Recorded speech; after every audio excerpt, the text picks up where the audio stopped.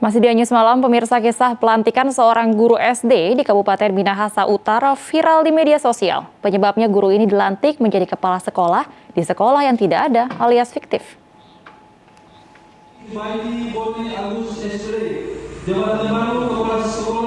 Inilah rekaman video saat kegiatan pelantikan ratusan kepala sekolah dasar di lingkup pemerintahan Kabupaten Minahasa Utara, Sulawesi Utara di Jone Ganda Center, Senin 27 September lalu.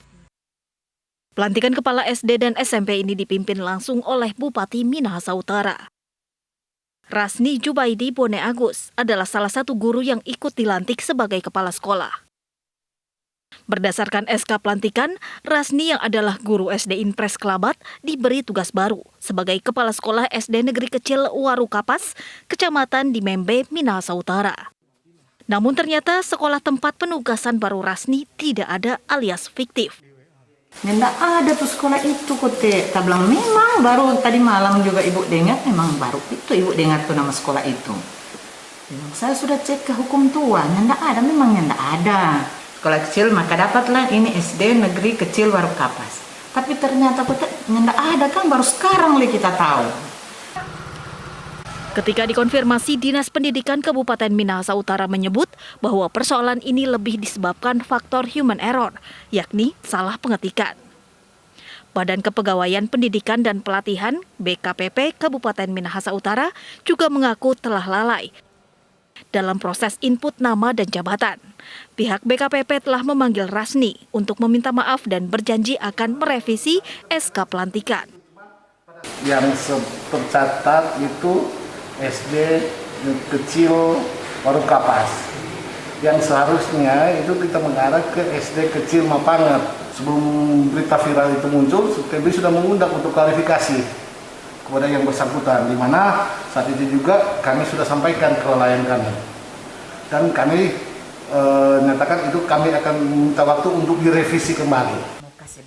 Mengantisipasi agar tidak terulang, jajaran BKPP akan memverifikasi ulang terhadap keberadaan sekolah yang berada di Minahasa Utara. Dari Minahasa Utara, Sulawesi Utara, Jeffrey Langi, iNews melaporkan.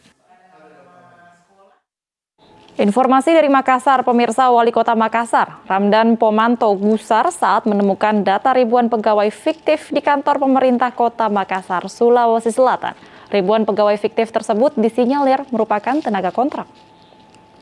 Kita tetapkan jam 9. Saya tadi Pak ini nanti tulis jam Betul aja kan? 22 Mei. Adanya temuan tenaga kontrak fiktif di kantor Pemkot Makassar berawal saat Wali Kota Ramdan Pomanto menemukan kejanggalan jumlah pegawai. Pemerintah Kota Makassar harus membayar iuran BPJS sebanyak 11.000 tenaga kontrak. Namun yang tercatat di Badan Kepegawaian Daerah hanya sebanyak 8.300 orang. Atas kejanggalan tersebut, Ramdan Pomanto akan merekonstruksi tenaga kontrak dengan menggelar tes ulang. Mereka yang lulus dijanjikan akan disalurkan menjadi tenaga pelayanan publik di Kota Makassar. Diharapkan dengan adanya rekonstruksi pegawai kontrak ini, mereka dapat bersaing secara sehat sesuai dengan kompetensi. Rencananya rekonstruksi pegawai kontrak Kota Makassar akan digelar pada Desember mendatang. Tim Liputan iNews melaporkan.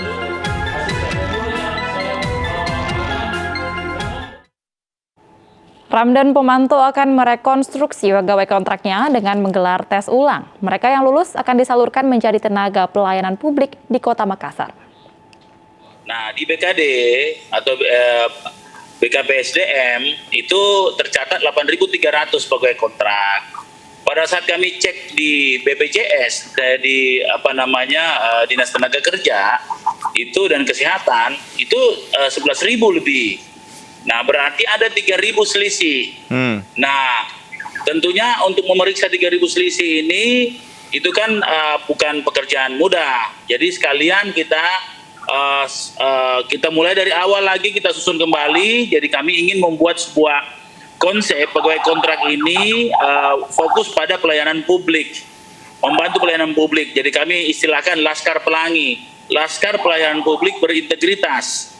Nah, sesuai dengan ilmunya, misalnya kalau dokter berarti bidang kesehatan, kalau guru bidang pendidikan, kalau kebersihan bidang kebersihan, kalau lingkungan hidup bidang lingkungan hidup. Jadi kita akan golongkan, kemudian kita tes kembali, termasuk begitu banyak orang juga mau menjadi pegawai kontrak.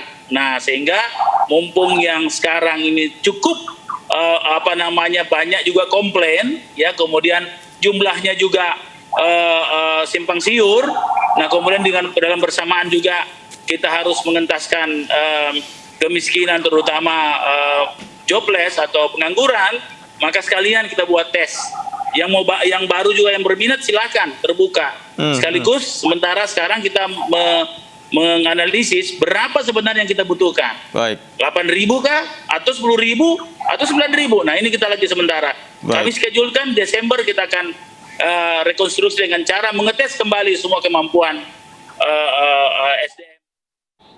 15 buruh tani di Desa Pematang Jering, Kabupaten Batubara, Sumatera Utara tersambar petir saat berteduh di gubuk milik petani. 5 korban dirawat intensif di rumah sakit, sementara 10 lainnya sudah dipulangkan.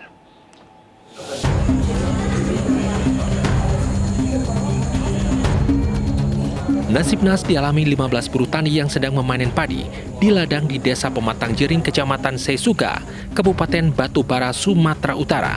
Mereka tersambar petir saat berteduh di gubuk milik petani. Menurut penuturan korban, cuaca awalnya cerah, namun dalam waktu singkat cuaca berubah mendung. Tak lama kemudian hujan deras disertai angin kencang dan petir yang bersahutan.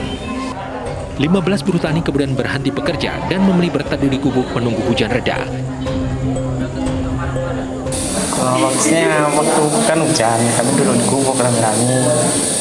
Ya tahu-tahu, mana tahu-tahu melek matang udah jatuh semua kawan gitu.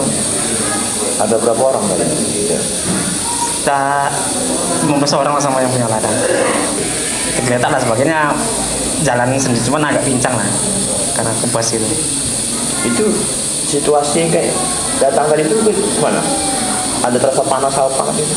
Panas ada Pak tidak ada. Iya. 5 korban langsung dibawa ke rumah sakit, termasuk pemilik lahan yang harus menjalani perawatan intensif. Sementara 10 lainnya cedera ringan dan sudah pulang ke rumah masing-masing. Dari Batubara, Sumatera Utara, Fadli Pelka, iNews melaporkan. 41 tahanan di Mapolres Gorontalo dievakuasi pasca banjir yang menerjang Kabupaten Gorontalo. Sementara itu pelayanan di Polres Gorontalo dihentikan sementara.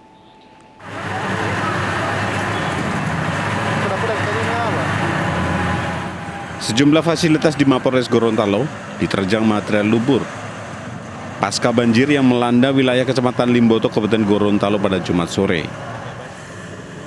Banjir juga mengakibatkan puluhan tahanan di Mapolres Gorontalo terpaksa diungsikan ke kantor Polsek terdekat.